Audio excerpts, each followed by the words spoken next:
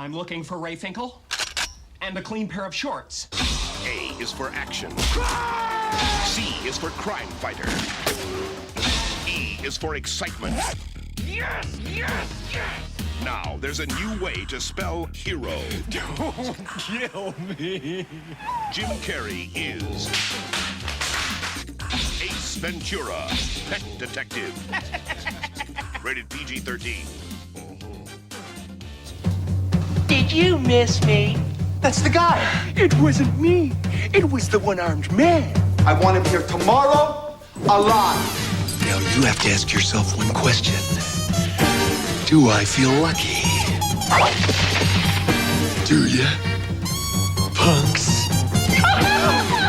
Jim Carrey is The Mask. Rated PG-13. Starts Friday. Special advance preview Thursday. Without a doubt, the most intelligent, enlightening motion picture experience of a lifetime. Good day, mate. I laughed till I stopped. A movie filled with actors, scenery, and talking. See it with someone who knows how to get to the theater. Dance to the beat of a different drummer boy. Provocative, compelling, and other big words. I got worms. Movies come and go, but this one's here right now. Dumb and Dumber. Rated PG-13. Starts Friday, December 16th. Hello, everyone, and welcome back to the Not Content Podcast on From the Q Podcasting Network. My name is Jerome Q-san. I am the host of this show. I will be joined very shortly by my co-host, Brian. As always, leave a 4 or 5-star review on Spotify and Apple so that we can get the algorithms going. Please like and subscribe on YouTube. We have some YouTube exclusives going on as we discuss not only X-Men 97, but we are also currently going through Batman Caped Crusader. While Amazon released all 10 episodes at once, we are slow rolling our reviews and kind of savoring the taste a little bit of that. So do subscribe to YouTube and you'll get some extra goodies. But don't forget about the podcast feed if you just want to hear our voices. Tonight, we are going to be discussing the 30th anniversary of one of the biggest movie years ever, Jim Carrey, Ace Ventura, The Mask, Dumb and Dumber. What a trio of movies. How have they held up over the last 30 years? We got some bad news for everybody. Brian, this is very unique. We have never done 3 features in one episode, but it is only fitting as we are specifically discussing Jim Carrey's 1994, which is generally regarded as one of the all-time movie years. But I think this is going to be a very interesting episode because we are going to have a chance to talk about not only Jim Carrey, but also some incredible debuts as well, and then some incredible early performances from certain individuals, and plus a whole lot more. So, Brian, coming into this, I know that you had some hesitancy. I think these movies are very much a mixed bag. How do you feel coming out of your viewing of all 3 movies? Turns out Ace Ventura was the most watchable for me, despite its problems. But, man, okay, so I was never a fan of Dumb and Dumber. I watched Ace Ventura on VHS as a kid, and I remember watching with my dad, and my dad had to cover up my eyes, of course, during some parts. And that was an early part of 94. I saw The Mask in theaters, which was December of 94. So I saw that. I didn't see Dumb and Dumber until later on like TV and stuff, and I just didn't click with it at all. And finally I watched it completely on TV, and I just still didn't click with it at all. I hadn't watched it in years till the last week, and I watched it again finally, and Dumb and Dumber is still not for me despite people loving that movie to death. Listen, I've had this discussion with a lot of my older friends that they just love Jim Carrey in that era, and I think out of all 3 they love Dumb and Dumber the most. And then they keep telling me, bro, you keep rating it for like 2024. You got to think 1994, man. Back then it was really funny. And I was like, I guess, sure. But it's not that great. The plot's not that great. The Farrelly brothers are really, I guess, experimenting, so to speak. It's their first film, I guess. At least it is for sure. And I want to save our conversation for Dumb and Dumber for the end. I do want to go in release order. So do you have any other preliminary thoughts before we talk about Ace Ventura: Pet Detective? Before we get into each movie, I will also go over the budget and box office because it's ridiculous. And what Wikipedia is saying, I'm guessing that the overall box office is worldwide total. So to start it off, February 4th, Ace Ventura, budget of $15 million, grossed 107 worldwide. So it's a hell of a return, and that's just the early part of the year. And you mentioned that when we were texting about In the Jungle, The Lion Sleeps Tonight. So yeah, this is the first movie that appears, and the second movie that appears in the '94 is, of course, The Lion King. But it did appear in The Sandlot as well the year before, so I don't know if The Sandlot had that kind of influence. But it was just really strange because if you look at the top movies that feature the song, or that song, The Lion Sleeps Tonight, it's Ace Ventura, The Lion King, and The Sandlot. So I mean, I feel like you get into a rut with certain songs, like Bad to the Bone is another one that you just heard in a lot of movies in the late 80s and early 90s. I don't know, it just feels like it becomes almost a trope with certain songs, and it would seem like this song kind of falls into that same trap. yeah, and I mean it's classic for the time, and it was, it came out of the '60s. And of course, I think what really brought it to prominence was The Lion King, obviously. But it's a fun song if you want to check it out. I would actually recommend if you're trying to fall asleep, you need something to like kind of put you to sleep. It's one of those songs that kind of rocks you to sleep, and I think it's designed that way for kids. But yeah, I guess what do you want to start out with? The negative stuff or the positive stuff? Because this movie's all over the place, Jerome. Because I feel like there's good stuff with like the sight gags and the physical comedy, but the plot and like the whole like trans fear thing, that was just a little over the top. I mean, there's a scene of gay panic, and the movie literally treats a trans person potentially as mentally ill, and the way that they treat mental illness is just absolutely offensive. And look, there's certain movies that have offensive parts to them, but like you could justify by maybe like cutting out certain elements and still making the movie acceptable. But this is just, you're literally building to this moment. And you cannot talk about Ace Ventura without talking about one of the most transphobic scenes in the history of cinema. I mean, that's what it is. And the fact that it is meant to parody The Crying Game, which is another just heinous treatment of trans people. I mean, it's issues of consent, issues of transphobia. I mean, it's all here. I think that it's hard to talk about this movie because it literally is all building up to that, and you feel bad for Sean Young, who has just had a very up and down career. Seemingly was going to have her moment by being in the first Batman movie, but then she gets in a horse accident, and then she does what she does with Tim Burton, trying to convince him to play Catwoman, and like he's literally regarded as being mentally ill, and then you get this movie where, I mean, she's just treated really, really poorly. But if you excise that aspect, I mean, this is a tremendous showcase for Jim Carrey as a performer. This is what Jim Carrey is to Ace Ventura as Eddie Murphy is to Beverly Hills Cop. And I think the difference is Jim Carrey is definitely on the zanier side, but there is nobody else, I think, who could have made this movie work as well as it does, because the idea of a pet detective is quite frankly absurd. Although I guess it's a little bit more plausible now in some ways because people are so obsessed with their goddamn dogs. But I think that the way that things are now, I think that you could almost remake this movie and probably be better, but you're not going to get the Jim Carrey zaniness. And I feel like anytime Jim Carrey is kind of riffing, the movie does work. Like, despite the ending, which is, again, can't emphasize this enough, horribly offensive, I think there are still moments of the movie that work. I think when Jim Carrey is kind of on his own. And the thing that I like most of all, and this to me is what separates Ace Ventura from Dumb and Dumber, is that yes, Ace Ventura is kind of a moron, but he's also really competent at his job, and he's ultimately proven right consistently.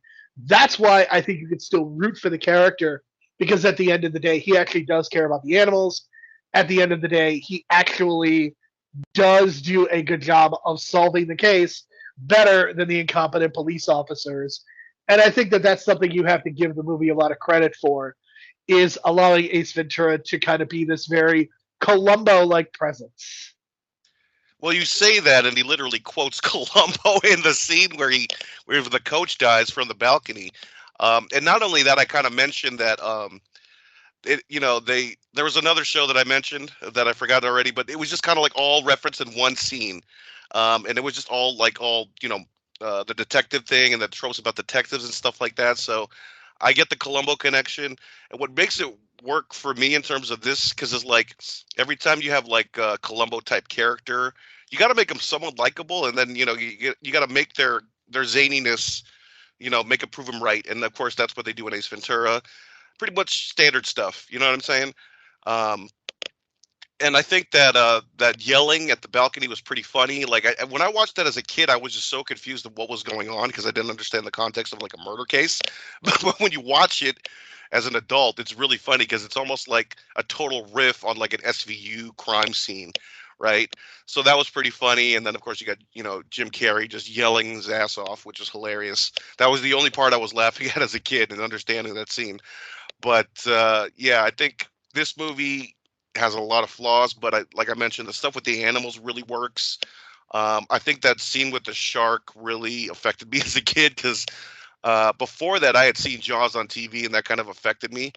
And I was just always afraid of sharks. And then I watched Ace Ventura, and then I was like, well, I'm laughing, so maybe it's not as scary. And then I think subconsciously that kind of helped me kind of overcome my fear of sharks and shit like that, because Jaws really like grabbed my subconscious as a kid, and then seeing Jim Carrey being thrown around by a giant shark in a tank for comedic factor really kind of changed my mental perspective on it. So I guess I got to credit that scene for like helping me overcome my fear of sharks. But still, this movie is like ridiculous and even plot wise kind of ridiculous. Like I would argue that Dan Marino getting kidnapped 2 days before the Super Bowl, like they're still gonna have the Super Bowl. Like, what the fuck are we doing here? Just plot details like that. And I got to mention, we're going to talk about Courtney Cox in a second, but Tone Loc is like this, funky cold Medina. That's his famous song from back in the day. I also remember him from Surf Ninjas, believe it or not. I'm sure there's some other cop, shows and movies he's done as well, but he was kind of playing. He was also in Heat. Can't forget Heat. He's a staple.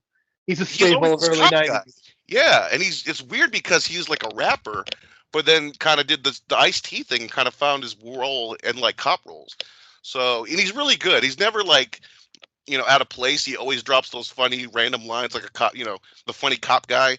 So he did a good job in this, especially. I think he's a really good balance for Jim Carrey. I think the thing, and I give Courtney Cox a lot of credit too. I think you are not going to out zany Jim Carrey, so the best thing to do is to play it straight. And I think in this movie, having everybody play off of Jim Carrey straight is actually the right call. I will have a different thing to say about it when it comes to Dumb and Dumber. But in terms of the calibration, I think that just playing it, not trying to be funny, I think is the right call. Yeah, that's what made their scenes work. And of course, Courtney Cox, you said this was like how many months before the premiere of Friends? Like 8 months? This is a few months before Friends. I mean, Courtney Cox, she was in the Springsteen music video.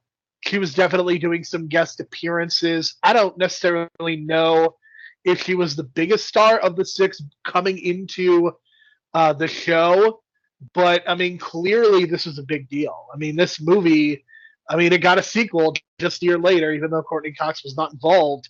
This did get a sequel. This did get its own animated series, but I think that I think Courtney Cox is a really good balance. This kind of a thankless role, but I think she handles it really well. Yeah, I think she did a good job, and it was just so weird seeing her like play this kind of role, and then like she doesn't get a lot of roles after this in movies. You know what I'm saying? Until Scream. So I kind of felt like, I don't know, maybe Friends made her a super megastar, but I think she missed out on some good roles in the 90s for some movies, but that's the balance, right? So if you're a TV star, you can't always be on look at all the money she's made from Friends. I get you, but in the multiverse, because there's some artists, and we'll talk about this with Jim Carrey, but I just don't think that Courtney Cox is the type of actor that was going to get. If you think about someone like Helen Hunt clearly had a lot of success after Mad About You. She won an Academy Award. She was able to kind of transfer her career. I just don't know that Courtney Cox was ever going to be able to transfer like that. I mean, but you look at what she's still been able to do. 10 years of Friends. She's still a part of the Scream franchise. I mean, she is still making. That's my point. Is like that Scream franchise showed that like she's got longevity. You know what I'm saying? And I felt like. But if you take her out of the Scream and Friends franchise, I just don't know what her value is outside of those two. I don't know if she has the chops to like. I think her best work is in TV. This in Cougar Town. I mean, Friends in Cougar Town. I think that's where her strengths lie. I just don't know, especially with the direction of Hollywood heading into more franchises and less comedies. I don't know that we were going to ever get the best of Courtney Cox on screen, on the big screen, I should say. Yeah, because I mean, I've always thought about this because like I always felt like Scream was like such a great vehicle for her, and she wasn't even like the star of the vehicle, right? But she could have been potentially like other great supporting roles in other franchises. You know what I'm saying? But that's what I always thought about Courtney Cox. I always liked her more than Jennifer Aniston, to be honest. But I think Jennifer Aniston the last 10, 15 years stepped it up her comedy game and doing more raunchier roles and stuff and doing stuff with Adam Sandler, despite how people feel about that. But I think in the 90s, if I were to pick for like kind of a role, I would have gone with more Courtney Cox than Jennifer Aniston. But that's just kind of preference, right? So, but other than that, I think Dan Marino. I mean, I think Jennifer Aniston. The biggest thing about Jennifer Aniston is I think she has a greater comedic range. And I think Jennifer Aniston exudes more of a leading person persona than Courtney Cox does. Whether that's fair or not, I don't know. But I think Jennifer Aniston is, of the six, the best able to kind of transition from a supporting or an ensemble into a lead. Like, she's been able to lead movies and find success, whereas I don't know that's not necessarily the case for the other friends. I agree with that. And then Dan Marino, not good. I just always have mixed feelings on Dan Marino whenever I see him and stuff, because it's like he's good at delivery, but he just doesn't have acting chops. So he's very much commercial. You know what I mean? He has zero personality. This is the problem. He has zero personality. I mean, this is the thing. It's like, this is definitely better than Brett Favre, and there's something about Mary. I will say that. Brett Favre is so bad. I guess that's a strange comparison. You need to rewatch that scene. It's why? Because his line to Cameron Diaz is so bad. It's so bad, Brian. Yeah. What else? And then they kind of wasted Udo Kier because he's like a legendary, villain kind of face, and he's one of the bad guys in Blade. But they just wasted him in like a red herring kind of plot line. Like I mentioned, he's a bad guy. I don't necessarily have a problem with it. Well, the thing is that it was all a red herring. Like, that side plot had nothing to do with the actual Ray Finkel plot. It was just kind of like a thrown thing for like filling time. I mean, but that's what you do in a mystery is you have you have to have red herrings. I get you. I just feel like he's such a good actor that they wasted him. You know what I'm saying? Because he's so good. Like, I don't know. I just love his visual, like, facial expressions and stuff. So it's kind of disappointing when you set him up as like a villain that he turns out not to be the villain. I mean, to me, like, you bring him in for one or two scenes, and that's, I think, where he kind of excels in a comedy like this. I think that's, I think in Blade as a foreign villain, like, I think it works out. Like, if he was a Bond villain, that would work out. But I think in a movie like this, I think being in a comedy is what suits him extremely well. For sure. I guess that's kind of our overall thoughts. It's like it's funny at times, but then some of it obviously doesn't hold up with the trans stuff. Yeah, I mean, this is the hardest movie to talk about because there's a giant elephant in the room. For sure. Pun very much not intended. So like I mentioned, this is February 4th, made over $100 million profit. I wanted to mention, me and Jerome are big fans of the Morgan Creek Productions opening logo. And I got a shout out because if you notice that music score they play at the beginning of the Morgan Creek logo, it's from Robin Hood, Prince of Thieves, and I watched that when I was like 3 years old and loved that movie as a kid. And still, for some reason, I didn't watch it a lot after the 90s, but man, that theme of Robin Hood always echoes in my mind, especially when I see the Morgan Creek Productions logo. So, got to shout that out. And I guess that's about it. And I guess coincidentally, this movie came out like 3 weeks after the Super Bowl. It definitely came a couple weeks after the Dallas Cowboys beat the Buffalo Bills in the Super Bowl. I want to point out a couple of other notables. Julio Macat is the cinematographer. remember when comedies used to have cinematographers that actually tried? Because Julio is the cinematographer for the first 3 Home Alone movies, The Nutty Professor, among others. It's pretty crazy to me that he has done all of these different movies. He is also the cinematographer for Wedding Crashers, Horrible Bosses 2. So he is definitely a notable cinematographer. So I want to point him out. Ira Newborn is the composer for this movie. I actually like the score quite a bit. He has done the score for a lot of comedies, including Ferris Bueller's Day Off, Planes, Trains, and Automobiles, the Naked Gun franchise, and, of course, Mallrats, and his last credited movie, Basketball. But Brian, I sent you the text, and I know you're really excited. Great timing. What is the television show that he did a score for? SCTV. Okay, because I'm actually looking at the director's credits right now, and it's making a lot of sense that Jim Carrey would work with this guy a lot. His name is Tom Shattuck, and it's surprisingly he's worked with Jim Carrey numerous times. Liar Liar, and I guess Evan Almighty and Bruce Almighty are kind of like the same franchise. Obviously, I guess you would kind of credit Jim Carrey for being a producer on Evan Almighty, but still, like, I mean, that kind of working with Jim Carrey, and then also doing Nutty Professor and Patch Adams. This guy had a good 90s, man. So I guess. And apparently he's super Christian, which explains why his career has very much fallen off. But yeah, he's definitely an interesting guy. Yeah. Everybody needs to go read Roger Ebert's review of Patch Adams, because holy shit, he eviscerates that movie extremely well. I mean, when I think of that movie, I just want to eat spaghetti. Wink, wink. I mean, that movie is an abomination. It's not Robin Williams' best, but yeah, Ace Ventura, I give it a 5.5 out of 10. 6 out of 10 for me. It's really, it tries, but it, at least the animal stuff is what really is funny, especially the beginning. Like, I know you love what is it, the animal coming out of the toaster? Yes, no, the monkey coming out of the bread box is my favorite. I mean, the penguins coming out of the refrigerator, that's pretty good, but to me, it's the monkey in the bread box. Well, it's funny you mentioned the penguins, because who became the penguin guy in that movie? Jim Carrey. So it's all about animals with Jim Carrey, man. Have you noticed that? I mean, a dog literally plays a role in every single movie we are discussing this week. Yeah, it's Jim Carrey and animals works. So that kind of leads us to the successful business in Dumb and Dumber of door-to-door dog cleaning.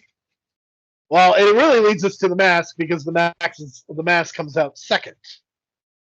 Okay, well, with the dog in that one, yeah, the dog saved the day at the end of that one too. Yes, that dog is a hero. Milo gets a 10 out of 10. Yeah, the dog's a hero. Everyone else in the movies is kind of like in their own fucking world. And surprisingly, the bad guy also had a great 94, because he's the guy that gets fucked up, or he tries to fuck up Bruce Willis along with the Gimp in Pulp Fiction. So that guy had a good year. That's all in 94. Yeah, it's pretty crazy. We talk about Jeff Daniels, but yeah, you're right. He definitely had a fantastic year as well. Yeah, his name is Peter Green. You've kind of seen him Peter Green. Other things before. He's got definitely that guy. Yeah, the mob type faced kind of guy. But man, 94 to be in the Pulp Fiction and The Mask is like, I mean, how could you? I mean, I hope he got paid, because those movies. I mean, maybe not Pulp Fiction made a lot of money, but Pulp Fiction made a lot of money in terms of merchandising and distribution and stuff. I hope he got a cut of that, because he deserves it, man, for having a big 94 like that. I would imagine he didn't, because I mean, Pulp Fiction has a lot of notable people, and I can't imagine he's the type to get it. But I mean, Pulp Fiction undoubtedly has a long tail. But you look at the box office for The Mask, it is fucking insane how much this movie made. $351 million on a budget of 23. That is crazy. Insane. And I guess July 29th was the right time. I mean, that's perfect timing. It's right after July. It's all the people that didn't watch Lion King yet, or no, had already watched Lion King and were just looking for something new. And then there's still people that hadn't watched Lion King yet. So then this movie is tailor-made for 13-year-old boys. Perfectly calibrated in terms of there's a lot of cartoon elements to it, but there's also a really sexy lady. I mean, this movie. If I was 9 years old when I saw this in theaters. A 13-year-old boy. I'm sure that they were the main business for this movie, and it's well deserved. Like I think this movie is very watchable. I don't know, it's not great, but it certainly adopts a lot of like you see the Bugs Bunny elements, literally and figuratively. You see some of the superhero tries, and I think it does carry a similar visual style as to Batman '89 and the movie that came out a year later, Batman Forever. It's so weird that it kind of looks like that, right? Because I was thinking, like, first of all, it's Ed City, so that's doing the whole Gotham City gimmick, and then it kind of looks like the external shots of like Batman Forever, which was to come out a year later, and then just this idea that every time at night they just don't have a lot of sets to play with, I guess. So that's like whenever it's nighttime, we're just gonna go to this one club like 4 times. You know how there's some movies where you see the money on the screen, you very much feel the $18 to $20 million budget, and I think I noticed it a lot on rewatch, but I think they actually do an above average job of hiding it. Like if you saw this in theaters, I don't know that you would catch how small this movie actually is. Well, the trick is when you're trying to cover that up, you add a lot of extras on the screen to make it look more, right? So that's what they did with a lot of these shots outside the club, or Jim Carrey just dancing, doing conga lines and shit. There's a lot of just Jim Carrey dancing around, you know what I'm saying? And then outside the club, that's how you compensate for it. Yeah, so and there's I felt like there was just as many shots outside the club as there were inside the club, which is very weird. But it just seems like they were just, okay, we need to film this scene, we can film it here, and then we can just go right into the club. So they were just, it's clear that they had a limited amount of sets, because it was just this, the apartment, and the bank, and that's about it. And then you get more of the shots of the bridge, and that's pretty much like it.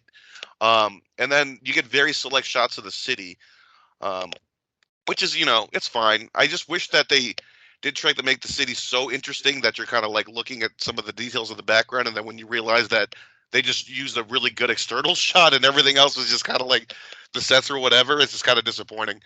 But I would say that the visual look of the mask is dope. Like that's always the best part of the movie. And yes, it's early CGI, but because it's so cartoonish, it kind of blends in with the style and the tone. So that's I think it's fine. I think it mostly holds up. I mean, the makeup that is done for Jim Carrey, and this is undoubtedly helped by Jim Carrey just being very expressive. I mean, it looks so good. It holds up so well 30 years later. And it really makes me question why we don't use makeup more in movies and not use so much CGI. Yeah, it's a mix of, different factors and certain colors you need to put, instead of like for like Gamora, she had to be in blue or whatever it was instead of, because they do a green post, that kind of thing. I get it. But in this, for this movie, what they were trying to do technically, it worked. In terms of performance-wise, it feels like Jim Carrey's got all this energy in the world for the mask part, but when he's just regular Jim Carrey, it just feels like he's so, like, doesn't care. And I don't know if that's, like, him being Jim Carrey, because we know nowadays that he's very, like, spiritual and kind of existential and, introspective, that kind of thing. So I'm wondering if he was just kind of feeling the whole, like, man, what the fuck am I doing kind of thing. But then when he's the mask, you don't see that kind of, like... how many times on screen before this was Jim Carrey just Jim Carrey? I mean, you think about where he starts, he's on In Living Color, so he's always on in front of the camera. Ace Ventura, he's just a complete whack-a-loon. He's done other movies, but I don't know. Again, I mean, I remember him playing a vampire. So he's kind of always been elevated, and it just feels like he's trying on much more of the Jimmy Stewart / Tom Hanks persona that I think he would. This is definitely a version of it, and I think he's trying to create a clear contrast with the mask character. But the problem is, like, when he's not the mask, because of the performance, you're just waiting for him to be the mask again. I think he does a much better job of this in The Truman Show. I think that is probably the platonic ideal of this version of Jim Carrey, and I think he does a fantastic job in that movie. That is probably my favorite Jim Carrey movie that I've ever seen. In terms of this one, I think the visuals are fine. I love the yellow suit. I love the mask. I think it actually works out really well. The plot is pretty bare bones. It's pretty basic. But I'm definitely glad we did not review this for Pantheon, because the Mask is not a superhero. In fact, he's a bank robber, and he is the complete opposite of a superhero. He doesn't really do anything heroic until the end of the movie. Well, once they drop the bomb that, the Mask is actually like Loki in like some kind of like demonic possessive form. Yes, Loki, as in the god of mischief, as in the brother of Thor. So I guess in the MCU multiverse, there's a multiverse timeline where Stanley Ipkiss found the mask and became the persona of Loki and became the Loki variant of that timeline. And this is that timeline, I guess. I know I'm going way out of there with this, but I mean, the fact that Loki is like mentioned specifically, and the way that this, the mask persona takes over people. Yeah, I see it. I totally see it, especially when he takes over the Peter Green character, and he becomes this like Hulk brute type character, and he just gets really like jacked up and muscle wise too. I thought that was hilarious.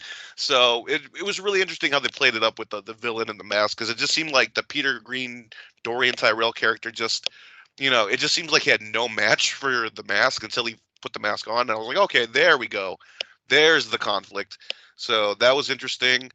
I would say that Cameron Diaz maybe steals the show for me for some reason. I guess the crush aspect of it all, her debut. For some reason, he says. For some reason.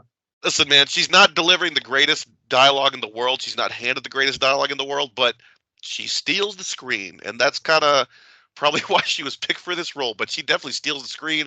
And we talked about how she picked this over Sonya Blade in Mortal Kombat. So, yeah, there's that little piece of history there. But, yeah, I think she obviously made the right choice. But, there was some weird stuff going on in this movie. Like, she was helping them at first rob the bank, and then she feels guilty or just completely forgets the fact that she helped them rob the bank anyway. I mean, she's probably in an abusive relationship. I don't know if it's heavily implied, but I definitely could read that into some of the scenes with Peter later on. Yeah, and the dance scenes were cool up until the point where she's doing, like, 10 flips in the air, and then I was just thinking, okay. Yeah, it's a little absurd. She probably died in those jumps, but still, that's that cartoon aspect of the movie. So it's weird. It's like they're trying to appeal to men or like fathers taking their kids, and the kids are gonna be drawn to the masked character, and the fathers are gonna be drawn to certain other characters. But that's kind of the way this movie's designed. This movie's not really designed to be a good story, to be honest. No, I mean, especially when you have Richard Jenney as Charles Shoemaker, Stanley's best friend. How many women has he date raped in his time, Brian? How many do you think? Well, a lot apparently. So that's another problematic. Just a complete creep. You watch this movie, and that is one of my biggest takeaways. Is just how creepy he is. Yeah, and I don't know. He's got that weird kind of vibe to him. But I guess that's kind of like the vibe they were going for. Like, you ever watch Three's Company? I know of it. I've never watched. I don't think I've ever watched it. Yeah, John Ritter's best friend is like that guy, essentially, throughout the whole show. So just imagine that. So yeah, I've seen that trope, that character type before, and doesn't really hold up well today. But other than that, I think visually, I for some reason every time I watch this movie, I think of Sting. The wrestler Sting, because it just seems like the way that Jim Carrey's face was molded with the mask, it just looks like Sting. And if you just painted like the black and white Sting Crow paint, it would have just. I mean, if you watch Sting in TNA, he sounds like Jim Carrey. They are. I don't know if they're voice twins because Jim Carrey is Canadian, and anytime he says the word sorry, you hear like that is where the accent really comes through. But Jim Carrey and Sting sound very similar to each other. I know, and I keep thinking like, maybe it's not too late for Jim Carrey to play Sting in a movie. I mean, Jim Carrey's already grown. I don't know that that's a good idea. Old Sting, you don't have to do a young Sting movie. Just do an old Sting with Jim Carrey and reflecting, and that's that kind of fits with me. I mean, he already played Andy Kaufman, and he already looks more like Sting than he does Andy Kaufman. So that's kind of my take on it. And so we have to talk about. I want to talk about Amy Asbeck, who I feel incredible sympathy for. The loss of John Ritter, we mentioned him just a couple minutes ago. Just awful. But this character that she is playing is a bad journalist, a terrible person, and she doesn't get her comeuppance. She gets 50 grand, she leaves, we never see her again. See, I think this was the subject of a rewrite because she seems like the character that was supposed to end up with Jim Carrey, right? Because she's the nice girl, quote unquote. And then they just said, "No, I think you're Cameron right. Diaz in the role." Yeah, so I think they just eliminated her. So, but I think she maybe Tina Carlisle was supposed to die in the final battle, so to speak, or maybe it was her that was going to actually betray Stanley, and they decided to change it because maybe the chemistry between Cameron Diaz and Jim Carrey was greater than, which I would agree with. I definitely you watch the opening scene where they're both introduced, and I would definitely walk away saying the Cameron Diaz has more chemistry with Jim Carrey, and I think it's a good decision. But it's a really weird arc because I mean there's three female speaking roles in this movie, essentially, and one of them, like, she is in the opening scene with Jim Carrey where he gives her the tickets and she pieces out. You know, Cameron Diaz has a pretty significant role, but I mean Amy Asbeck is Peggy Brandt, like she's in like 3 scenes and then that's it. it sucks too because she's really funny. I don't know if you like I mentioned Problem Child a couple weeks ago. She's in both, but the thing is, in Problem Child 1, she plays a different character and she plays like the villain. But in Problem Child 2, she plays a different character with a daughter who's like this complete opposite of what she played in the first one. So again, Robert Downey Jr. MCU, but also like she's also in Robin Hood Men in Tights and Dracula Dead and Loving It, which I think for Mel Brooks, they're kind of like overlooked because they're 90s Mel Brooks movies, but I think she does an awesome job in both of those. And I think she does the best accents in Men in Tights and Dracula Dead and Loving It. So she did a great job in those, and I felt like it's just tragic because it seems like after John Ritter died, she just didn't want to do anything anymore. You know, it's unfortunate because they were so close, man. From what I've read, they were like such a great couple, and you know they worked together on the Problem Child films. And it sucks, man, because it just feels like she had so much more to give in terms of her roles. Like she's done some stuff afterward, but not nearly the level of output she had in the 90s, early 2000s. It really sucks because she's really good. And she's also on the show. I know people have mixed feelings, but Wings. So I know people don't really like Wings and stuff like that, but I find it funny, and it's good situational comedy with good characters. So she's good in that too. It just sucks that it's clear that this was like a rewrite and that she got eliminated. Look, this to me is the best of the 3 movies that we're talking about. I give this. I'm at like a 6.5 out of 10. Again, this movie is not great, but I think this movie kind of has a lower ceiling, and it's not totally offensive. And there's a lot of still really good laughs, and I think the cartoon elements work out really well. And it kind of reminds me of Who Framed Roger Rabbit too. That's the movie that I would compare this to the most in a lot of ways. Okay, so you went with that. I went more of the Batman '89 comparison because they had some actually similar scenes with Jack Nicholson and Jack Palance in terms of that boss and sub-boss dynamic, and they had that kind of earlier in the. I mean, that feels like a trope. Almost at this point. It feels like we could do it. We could have that scene in a lot of other movies. Yeah, so I'll give this a 5.5 out of 10 because I didn't laugh nearly as much as I did Ace Ventura on the rewatch, but I would say the strength of it is the visual and the crazy like costume that Jim Carrey has to wear and everything. And I mean, in terms of merchandising, it did sell toys. It did sell a lot of toys, but it did sell enough. But to get a show at least for a cartoon. So, and then you mentioned the crossover between Ace Ventura and The Mask, right?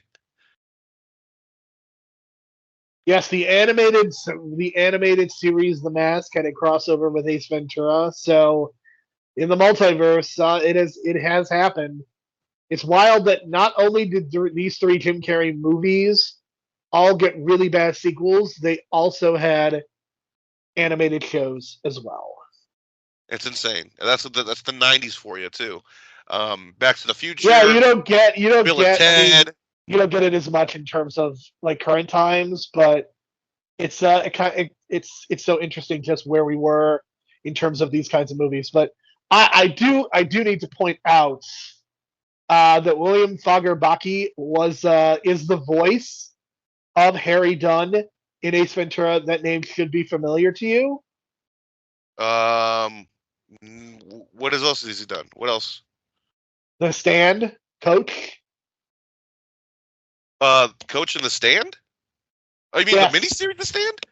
Okay. Yes. I haven't seen that in a while. But I gotta go back and And look he's at that. Patrick on SpongeBob as well. Which Oh, I would imagine okay. Now I met him. You know what? I met him when that silent told movie the came out story 10 years before. ago. You told the story before, yes. Yeah. The cameo. Okay, I remember now. Okay, Totally but missed that. You missed that cue. I wasn't even thinking of him. I was thinking of something else. But yeah, it's 90s cartoons, man, or something else when they come from shows because, like for example, the Rambo show. I don't know if you've heard of that one, but they had to really kind of make that for kids, and it was just ridiculous they had to do that. But that was the 90s. All right, we have to talk about Dumb and Dumber. This is I cannot believe that this movie is generally regarded as the best of the three. And I gotta be honest, I think this is easily the worst of the three. I think in some ways, I don't know, it doesn't have a scene as offensive as the one in Ace Ventura at the end, but there are just these little moments where, man, the cringe factor is so high. The thing to me is Harry and Lloyd are not only stupid, but they're really unlikable, and that to me is why I don't like this movie and why it is absurd to me that so many people do like this movie. Again, for me, Ace Ventura, he's a moron, but I think he's right and I think he's likable. There's nothing here. There's sight gags. There are some laughs. I'm not going to sit here and say there are no laughs. Like when Jim Carrey says that he fell off the jetway again, that's funny. But there's just too much inconsistency, and there's a lot of meanness to this movie, and that feels like a Farrelly Brothers staple. And I know you are a huge fan of Kingpin, and me, myself, and Irene. I don't know, man. I think going back and watching some of these Farrelly Brothers movies, they probably have not aged very well because the 90s in general just a very, very cruel time. Yeah, and I've heard some stories about the Farrelly brothers as well that really haven't aged well, but yet somehow this guy won an Oscar, which is a whole different discussion, like I mentioned. But damn, it's crazy to look at his resume and then go, "Wow, Oscar winner." But yeah, this is not an enjoyable experience for me, not an enjoyable one at all. I never liked this movie as a kid. I watched this again, and I was just kind of like, "Wow, this movie is longer than I thought it was," and it's 106 minutes. I thought it was much shorter. So that made it longer. And then just like I said, like you mentioned, there's no heart, it seems. It's all mean stuff. I think what I like about Kingpin and Me, Myself, and Irene is I feel like there's a heart to those movies. Less so there's something about Mary, but I think those two movies for me are the ones that stick up the most for the Farrelly brothers.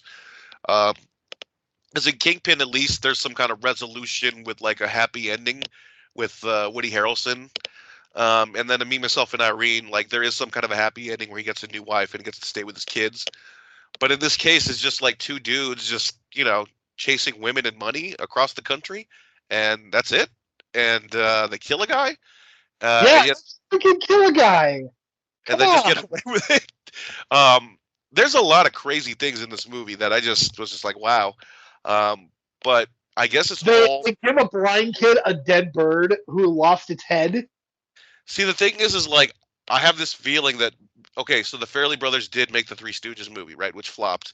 But there's a clear thing here where it's they're trying to bring back the Three Stooges physical comedy stuff for the 90s. And I think that's what clicked with people. It doesn't click with me, but I think that's what's clicking with people in the 90s because, I don't know, I guess young people were discovering the thing about the Three Stooges is they work in 20, you watch a 20-minute Three Stooges, that's perfect.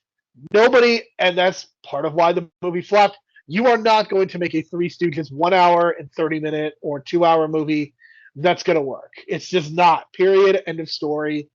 You do 20 minutes. And that, I think, is the fundamental problem with this movie is that it just doesn't work as a full-fledged feature. Would this work better as a sitcom in many ways? Probably. But again, to me, the fundamental issue is these two guys are so unlikable. Yeah, and it's unfortunate because Jeff Daniels, I feel was the one trying to be the one character with heart, I guess, and that didn't pan out too well. Jim Carrey and Jeff Daniels, I think, are giving it the role. I think they're giving any credit that this movie deserves is because of those two. For sure. So really quickly, the box office, or the budget was $17 million, came out on December 16th, $247 million worldwide. So that means nothing came out in January apparently, and this kind of just dominated that January I'm gonna slot. guess that this is the movie that everybody went to see over the Christmas holiday. I mean, if you time your release perfect and you hit that audience, you're gonna dominate for weeks. I mean, this is how you make so much money in the course of that Christmas break, and it's surprising to me that we need to go back to that. Quite honestly, especially comedies. I wish there were more comedies. Even a movie like Wonka. Look at what Wonka did. Even though it's kind of got middling reviews, that movie was extremely successful. And I'm going to guess that a lot of the reason for its success is because it came out at that perfect time. I think you can say the same thing about Aquaman 1, because that was a December release, and it got just a bunch of money in January. So I'm thinking this is one of those cases, too, for sure. And not only that, like Jim Carrey's character's name is Lloyd Christmas. And that never comes up as like any joke for some reason. And you're releasing this movie during Christmas, so weird missed opportunity there. But I think stuff like the blind bird, or not the dead bird, gimmick, that seems kind of like Three Stooges, but to like a '90s level Three Stooges, where you got to put edginess to the comedy now too. So that's kind of where I think Peter Farrelly was kind of going with this mindset, and that's kind of his mindset carrying over to his later films. Obviously, I think there's something about Mary's probably the one that gets the most post Dumb and Dumber, the most love, I guess. But again, like that movie still got some weird stuff with it too. But it's weird because, like, I guess the Peter Farrelly is known for like giving to a lot of like causes for mental health, that kind of thing. But yet he portrays characters with mental health in kind of weird ways. But I don't know if it's weird. I don't know if he's like doing it as a way to pay homage or honor people with mental health. It's very strange when it comes to his movies and mental health.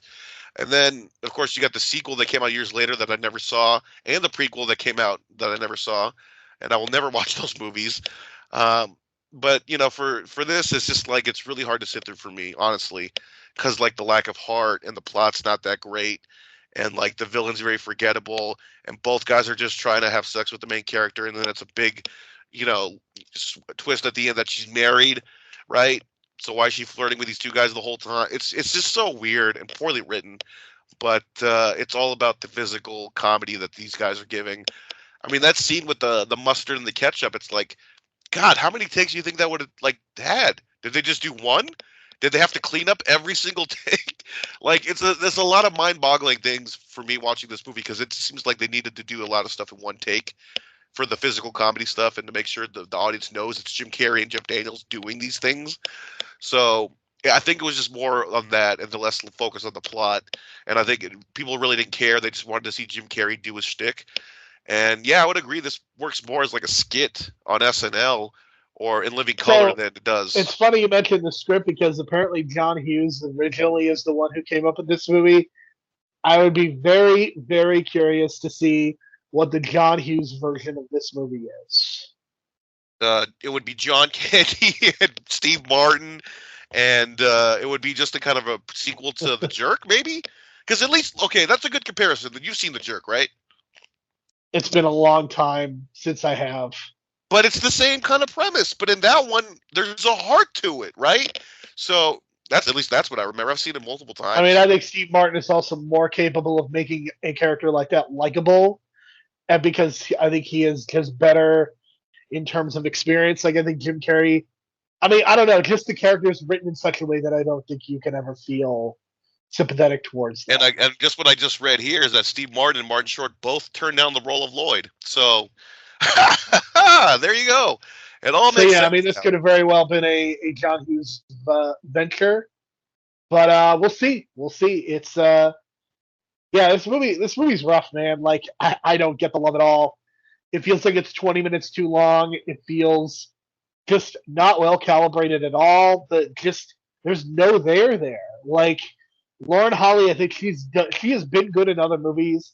She's given nothing to do, and I don't think she really does anything with the movie itself. I mean, again, the villains are bad. It's just This is a huge disappointment. I feel like something like Tommy Boy, which I don't know if it's similar, but I feel like Tommy Boy is way better than a movie than this movie. Because it has heart. That's the key.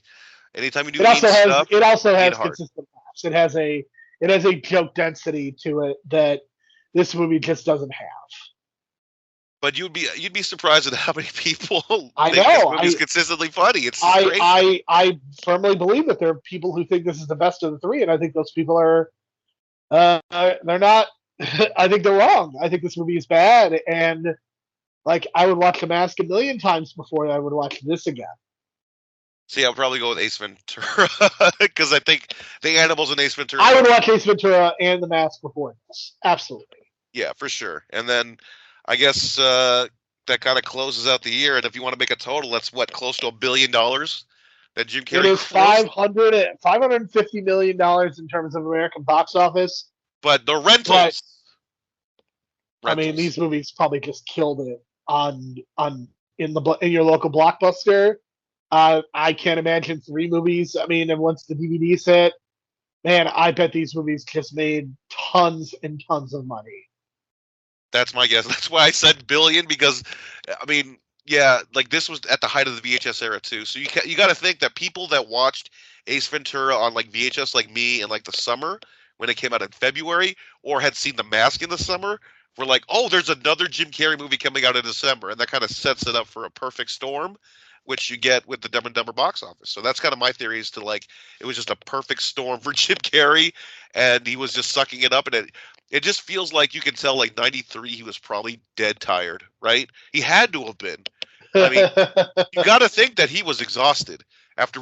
I mean, but he makes a smart move. He cashes in, makes his money on Batman Forever, and then becomes the first $20 million actor with the cable guy.